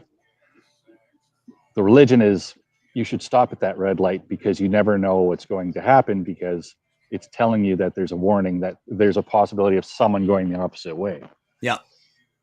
So it's a little more constraining than spirituality, but it's that's a good analogy. The spirit. That's a good analogy. Yeah, that's a great analogy. And really, you only run into problems. Well, it's the people that they put too much emphasis on the red light, that the red light becomes the God. It's like, well, no, nothing's stopping your car from going through that red light. Nothing stopped. There's not a barrier there. There's an invisible barrier. There's an invisible barrier that stops you from going the red light. You have to physically stop. There's nothing that's physically going to stop you. And it's the people that how do you become too religious though? Well, it can go into the zealotry. So then say thou shalt not kill as one of the 10 commandments. It's actually thou shalt not murder. Or thou shalt not murder. And then you go murder someone in the name of that faith. So that's it. We'll go with it. No, Islam says, yeah. How would I? So let's say Islam is like Christianity with the 10 commandments and thou shalt not murder, and then you go murder someone for being gay. So you're taking the zealotry to basically the next level. Instead of having your God judge them, you judge them, you punish them. No, but the punishment for being gay is death in the Bible, the Old Testament. So it's an abomination to God. So technically, that's not murder, that's killing. Yeah. That's what I would. I mean, not that. Yeah, it's a hard different. That's a hard one. It's a hard one. Yeah, like because cheating on your spouse was a death sentence, for fuck's sakes, and that wasn't considered murder. Yeah. Yeah, even if like crimes of passion are more killing than they are murder. Yeah, because then you have to define it's a kind of a gray line, because what's the difference between murder and killing? Murder is it within personal intent or personal gratification, something personal and not something internal, not something external. Yeah, I guess. Anyway, no, but that could get construed as well, because what if you're taking your own personal someone ate the last chocolate bar and your internal rule is that anyone who eats the last chocolate bar must die. That's murder. I mean, that's just murder because you're fucking psychotic. That's just psychopathy, right? But that's an internal rule. Yeah, because there's like two different types of murder. Because there's premeditated murder where you plan it out and then act upon it, and then there's murder in the instance where you just say, "Oh, there's a person standing, and the train's coming," and you just push them for apparent no reason, just because they were there. Yeah. Yeah, that's a tough one. Whereas Over my killing head. usually, because killing can be in the same thing, because there can be a purpose, and then there could be, well, no, I think killing would Not have killing. more purpose. That doesn't make sense. than Though. Like murder. biblically speaking, that doesn't make sense because you have to kill to eat. You have to kill animals and pigs, and you're still taking a life. I mean, it's not a human life, but it's still a life. Like you're still extinguishing that flame. Yeah, if you broaden it to that aspect, yeah, then killing's a bit different. Right, so well, there's- it would still be killing with a purpose. True. So to eat it. Yeah, because you might have to kill someone to protect your family. You have to kill a Yep. living being to feed yourself, Mhm. and that's even with plants and animals. Same thing. You're still killing something. You're still to killing someone. consume it. Like I was thinking about that too. I was talking to I was actually talking with our guest and about that and the difference between. I was thinking about it, like because you have to kill the animal, you're extinguishing. Well, you do even a plant. You're killing a plant. You're killing it. These vegetarians are like, we don't kill things. Yes, you do. You're killing a plant. That's still a living organism, still alive. So you're technically still killing it. Same thing. Yeah, and they've recorded the electromagnetic waves that it creates from being harmed and whatnot. And that's why they have different things. That's why it's like seed oils. We'll go with a little bit of the health aspects. Like, well, there's a reason why the seed oils, because the seed is what brings the next life. Yeah. So it's got to protect that seed. So the seed may be poisonous. Whereas if you take an avocado, you don't eat the seed, you eat the flesh. Mm-hmm. So the flesh is to provide nutrients for the seed, so it can't be poisonous. Oh, that makes sense. Yeah. That makes sense. Koala Mama, humans are frivorous, and eating fruit doesn't kill the plant. Fruit wants to be eaten to spread the seeds. Yes, that's a fact. That is true. I agree with that. They actually want the seed eaten. That's why it's so sweet and tasty. So the birds will come in and bats and whatever, and us will eat it and then shed out the seeds with all the nutrients and the fertilizer. It comes pre-fertilized as it drops to the ground. Yeah. That's why they want they make the flesh that's surrounding the seed to be appealing. Mm-hmm. Yeah. And then the seed not be digestible, and the seed passing through the digestive system. Yeah. Yep.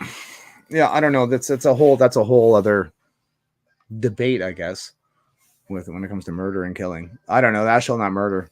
That's why I read it. Then it doesn't make sense that thou shall not kill. Like that doesn't make sense.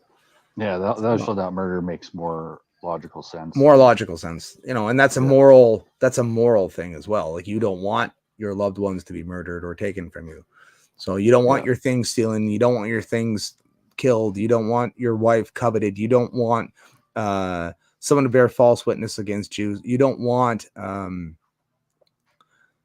are the other ones? There's 10 of them. Fuck, I don't know if I know them all. I don't actually. Kind of think that. What are they? Fuck, I gotta find them. Oh, it's been so long since I've read them. Yeah, I know. Same. So I guess we'll have to do it now. The neighbor's knife. Thou shalt not murder. Those are the easy ones, though. Thou shalt not. 10 Commandments. False witness. Bear false witness. Bear false. Yeah. Hold on.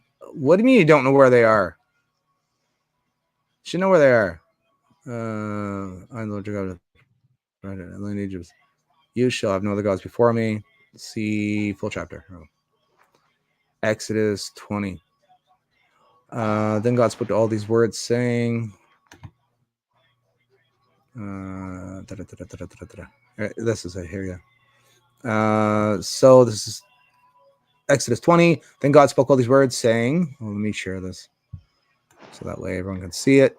And then I'm not talking out my ass. I know there's one about theft, murder, bearing false witness, or lying, coveting the neighbor's wife. Hold on. That was, yeah. So I'm the Lord your God who brought you out of the land of Egypt, of the house of Israel. You shall have no other gods before me.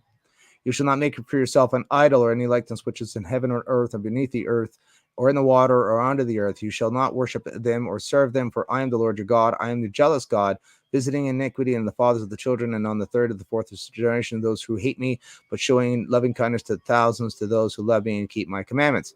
You shall not take the Lord your God's name in vain, for the Lord will not leave him unpunished who takes his name in vain. That's why I don't say, oh my G or JC. Remember the Sabbath, keep it holy. 6 days you shall labor and do all your work, but the seventh day is the Sabbath of your Lord your God. In it you shall not do any work, or your son or your daughter, your male or female servants, or your cattle, or your sojourner who stays with you. For in 6 days the Lord made heavens and the earth and the sea and all the days that is in them, and rested on the seventh day. Therefore the Lord blessed the Sabbath day, made it holy. The sojourner, the outlander. Honor your father and mother, for the days may be prolonged in the land which your Lord God gives you. You shall not murder. There it is. You shall not commit adultery. You shall not steal. You will not bear false witness against your neighbor. You shall not covet your neighbor's house, and all shall not covet your neighbor's wife, or his male or servants, or females, that's envy, or his ox, or his donkey, or anything that belongs to your neighbor.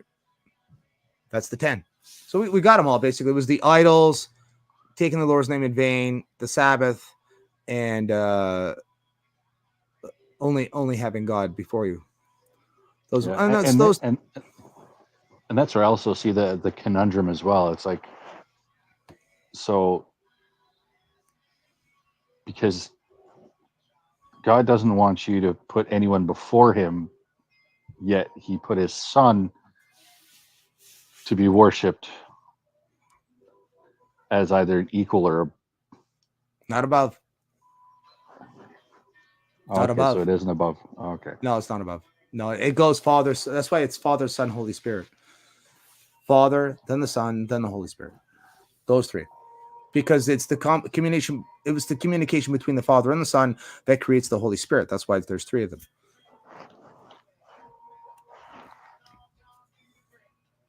Okay, yeah, that makes sense. No. Crap, what am I going to do with my giant human statue? Handyman, what's a handyman? What is a handyman statue? Is that Hindu? Oh, is that what that is? The monkey god thing? I don't know what you're gonna do with that. I don't know. Sounds like things that should be lit on fire or torn down. Talking about tearing down statues. Speaking of tearing down statues, an idea.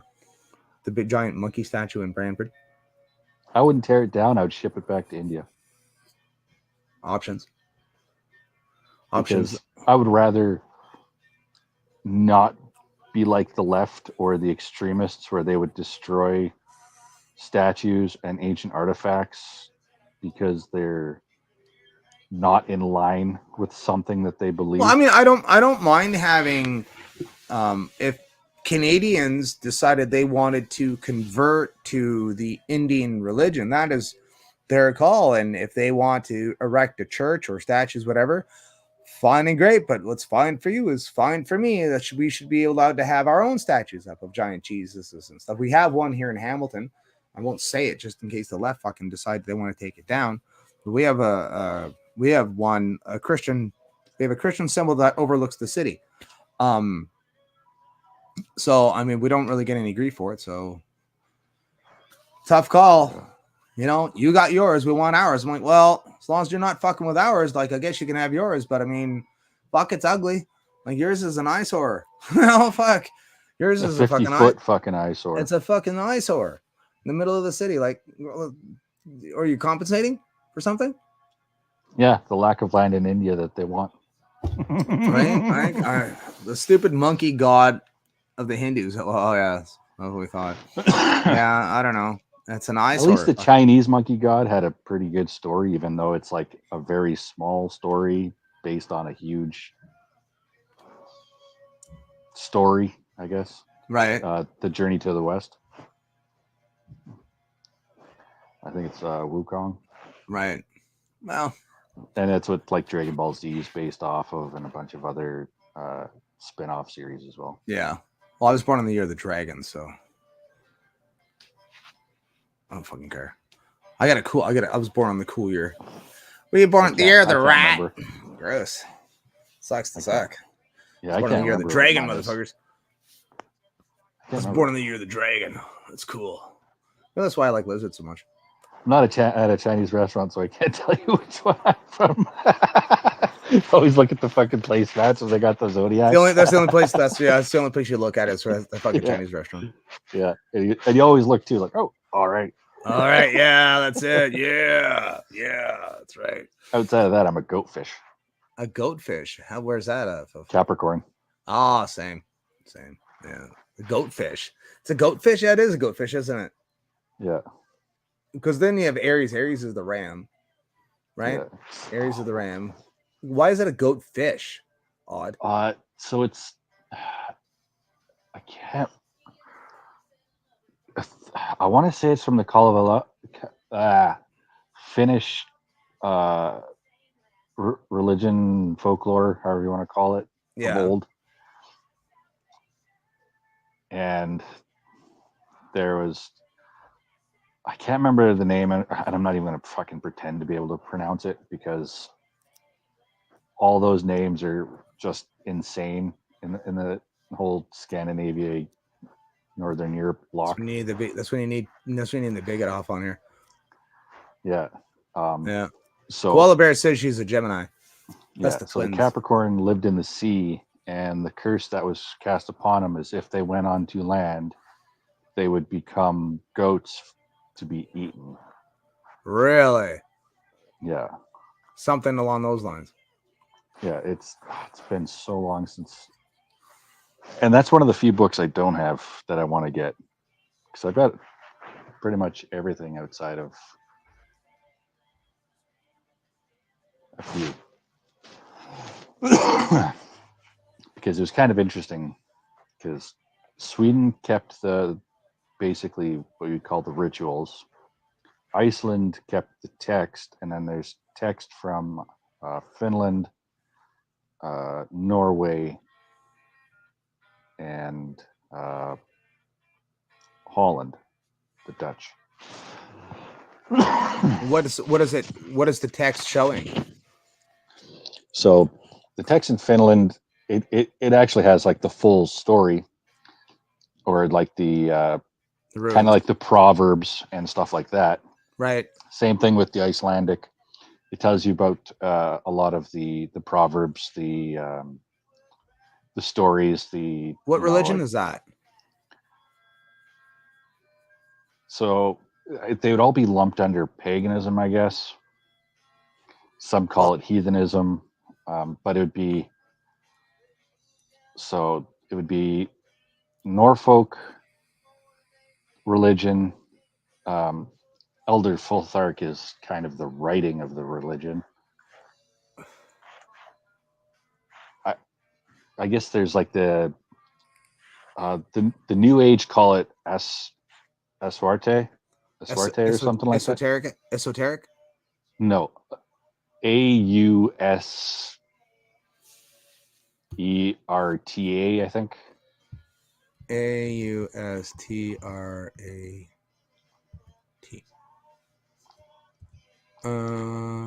And that's kind of like the New Age European paganism. Let's see here. Physiotherapy. What the fuck? Oh, sorry. TE, not TA. TE. TEAT. Yeah. So the last two letters are TE. You're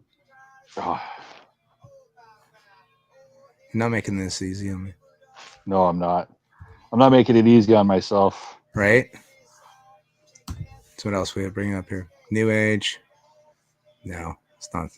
No, it's not showing me. Australian research. Australia. Caravan. No, New Age caravans. No, it's not what we're talking about. No. Oh, another time. Another time. 15 minutes. I'm gonna go till 2, and then we're gonna smoke a big fat joint and go for a nice little walk in the woods. Go get a coffee somewhere. Sounds like a good idea, man. I like that. Yeah. Well, I don't know.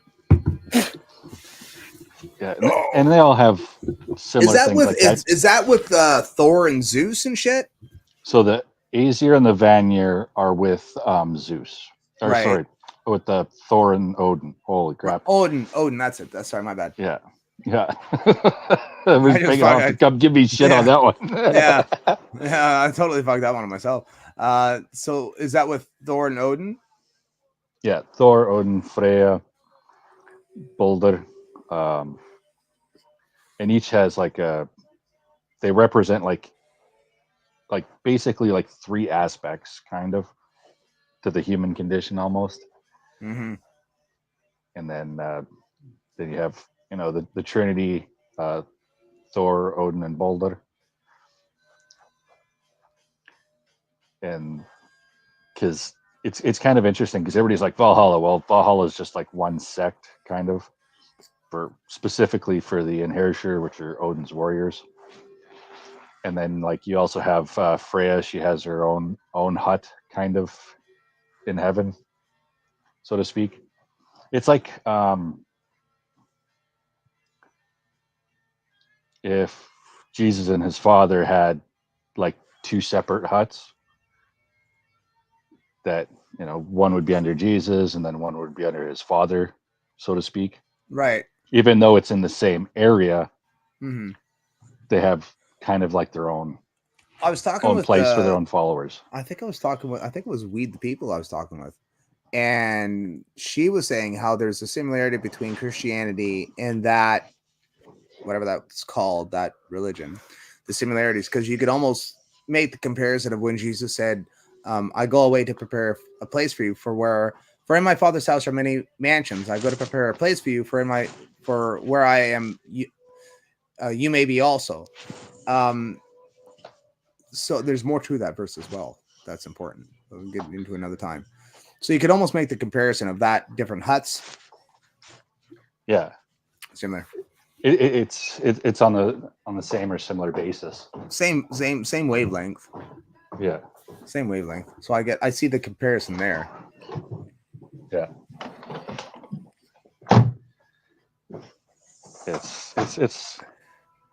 It's nice enough.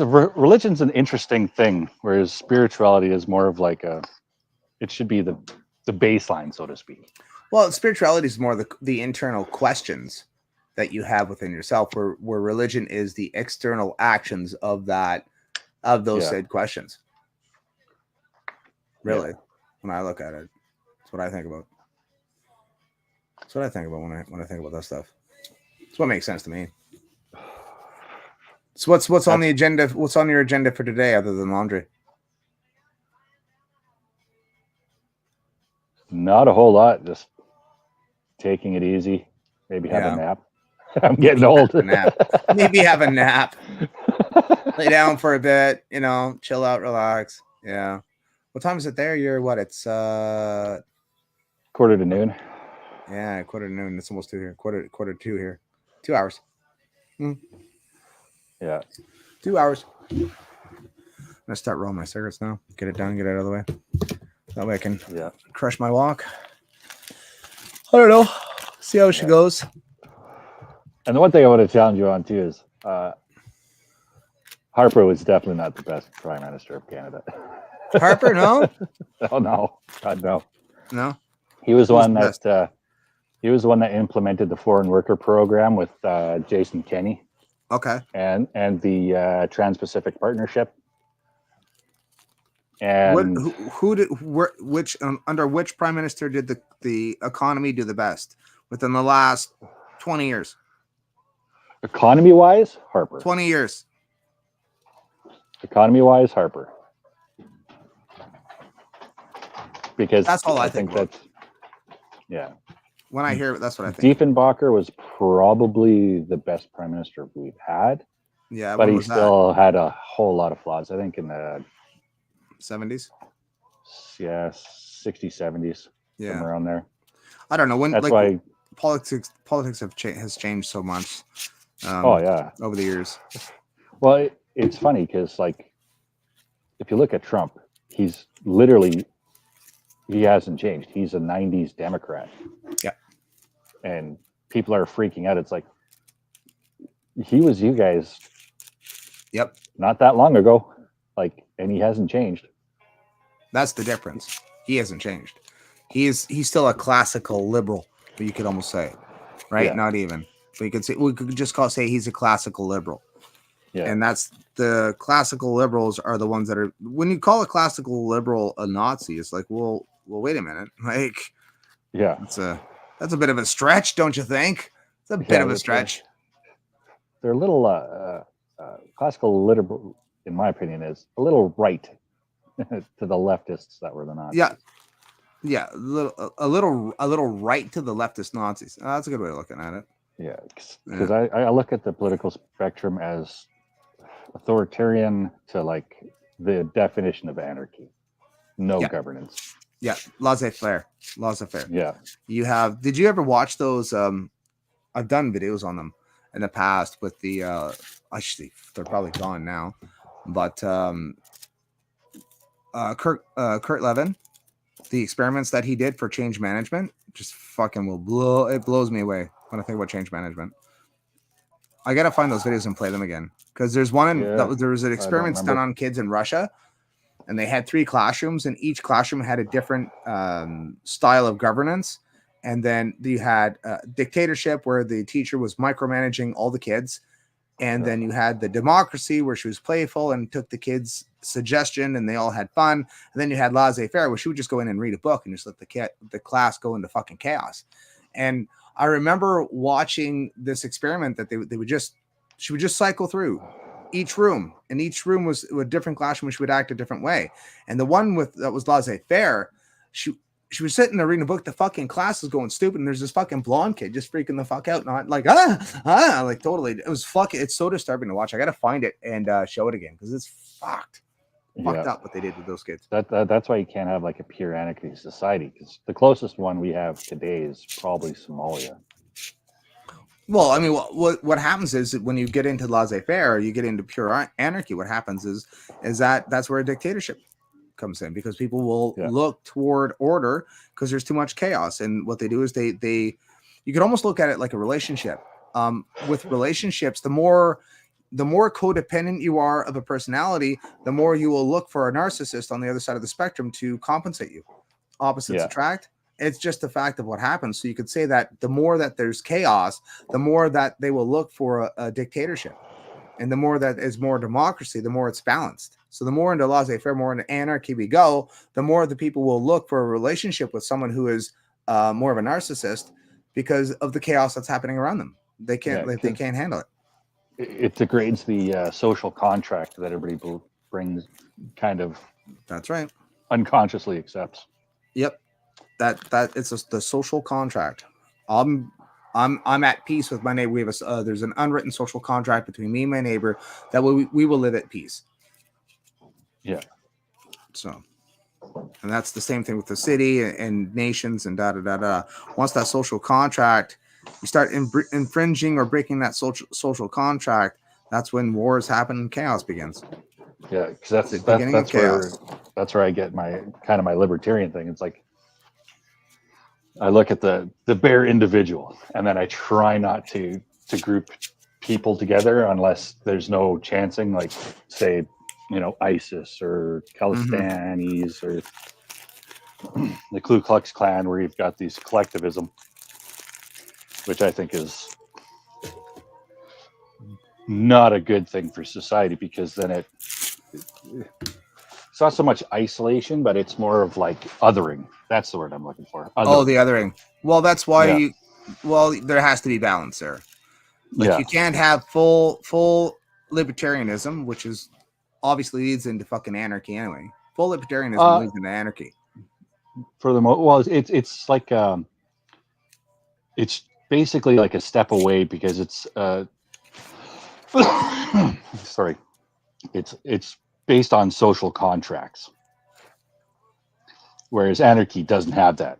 Anarchy, there's Valid no point. social contracts. There There's is no nothing. social contract. There's that. But again, you could almost look at, yeah. But and then the greater. So libertarianism is the individual aspect, but the broader spectrum of that would be collectivism, because you're all deciding to agree to abide by the same social contracts. So that becomes collectivism. Not really, because you'll have a social contract with basically each individual, so to speak. Yeah, which and say all you're those like, individuals. I don't like that together neighbor. are He doesn't like collectivized. me. We don't interact. That's Right. that social contract. And then you've got the other neighbor where, oh, we get along. We're similar thought process. Okay, then there's that social contract. And for each individual, it has its own social contract, because everybody has their own red line. Everybody has their own beliefs. Everybody has their own kind of view of the world and of how people should interact with each other. Whereas collectivism is, everybody has to believe this. They have to follow this. And nobody can step outside of that collective. Well, that's more of a dictatorship then.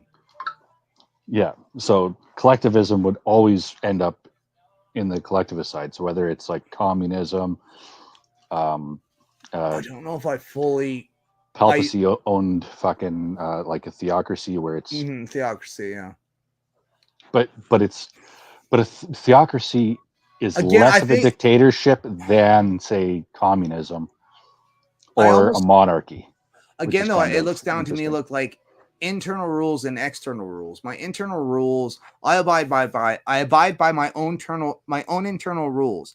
They just sort of happen to vibe with my neighbors around us, and collectively speaking, we all vibe at the same level internally by our own choices. Versus someone who is enforcing external rules on the greater population, where they're enforcing, and everyone's just sort of kowtowing and following along. That's the difference. But they both have elements of collectivism, and they both have elements of individualism in a way. One is the individual forcing others to follow his individual rules, where the other one is a collective following the same internal rules that they all just abide by on their own. It'd be more volunteerism than collectivism. Yeah. Because everybody's volunteering for it, but collectivism is a more hardline stance. Volunteerism. I like volunteerism. That's not bad. And that's where. But it's also like, organic. That's also organic, and it just happens. It just happened. It just so happened to be that we all just sort of get along. And I look because technically we all volunteer to get along. We don't have to, but we volunteer to. Yeah. And whereas the collectivism is you have to get along. You have to get along for the collective. For the collective. Yeah, that's where you get your hive mind from. So that's where I put like SJWs. They're the hive mind. They're the collective. It's the collectivism, and that's how. So communism would. Since real communism's never been tried. No, I don't know about that. I don't know if I agree with you on that one either, because I've talked about the hive mind before, and I detached myself from a lot of the greater community just as an experiment to see what would happen. In a way, does the hive mind affect me outside of the streams? Am I still affected by the hive mind? If I'm not affected by is it the streams affecting me, or is it just a hive mind, a collectivism that has happened organically through individuals? It's all their internal emotions and theories and what they believe internally. We all just sort of vibe at the same frequency, and that is the hive itself. Kind of. So if you look at bees, that's probably the best. Or actually, ants would probably be. No, they still have different roles.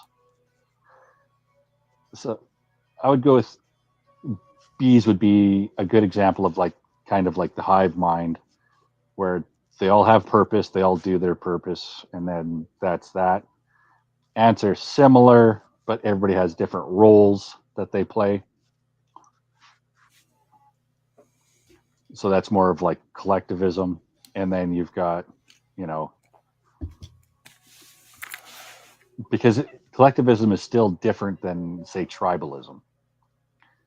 And collectivism is always going to be more authoritarian than than even the hive mind. Because the hive mind would be more, you don't know any other way. It's just, this is how life is, and that's how it is. So yeah, I see your point with the hive mind and collectivism. Because I guess the hive mind would be basically instinctual or unconscious. Unconscious. And then collectivism is more conscious, but authoritarian. Authoritarianism. Yeah. It's interesting. I don't know. I'm not smart enough to just sort of, it's just, I mean, you just navigate life the best you can. And I mean, you have to sort of, well, without digging into like, what's the easiest, like, instead of like pulling out the books and digging into it and going back to history and, you can't believe history anyway. And like, what's the truth and here and that and the other thing. It's like, what does your moral compass tell you? Where should you fall? If you follow your own morality of your own morals of what you emotionally feel okay with, I guess, and then just live your life to that effect. I mean, what more can you do? Right? How is collectivism different than the way each state? What is this? Go away. What is this thing here? I don't know. I got something pop up. Oh, go away. Oh, there's the X button. How is collectivism different than the way each state is laws and everyone has to follow? Well, again, though, that's an agreed. It's volunteerism. Yeah, it's still volunteerism. True. It is volunteerism because you volunteer to follow those laws. You volunteer to follow those laws. You volunteer to live in the state, even if you're born there. Yeah, technically, it's all voluntary. So it's you can either leave or you can stay. Whereas collectivism is more, you can't leave. Hard line. You can't leave. You can't go outside the rules. You can't. Yeah, that's true. That works for me. Yeah. A hive, a tribe, a colony, whatever word you want to use to describe whatever, a community. Yeah. Isn't community? Community starts with a C, has two L's in it. No, it has two M's. Yeah, I was just saying, just wait, what? L's in community? Just wait. Isn't collective? Yeah. So, Sax sister, fucking circling back. Isn't collectivism just religion then? No. Why not? Because each person in that religion still has their own way of following those rules. Talk to the Catholics back in the 1600s. Okay, 1400s, 1300s. I think there's a slight discrepancy. Like right now, yeah, because Christianity. Well, yeah. Well, now, even then, they had different sects of Catholicism. True, but if you didn't agree with Catholicism, you were hung or burnt at the stake. Yeah, or decapitated. Or decapitated, whatever you choose. Yeah. Were they decapitated, really? Oh, I should look into that. Any marks going on there? What is it?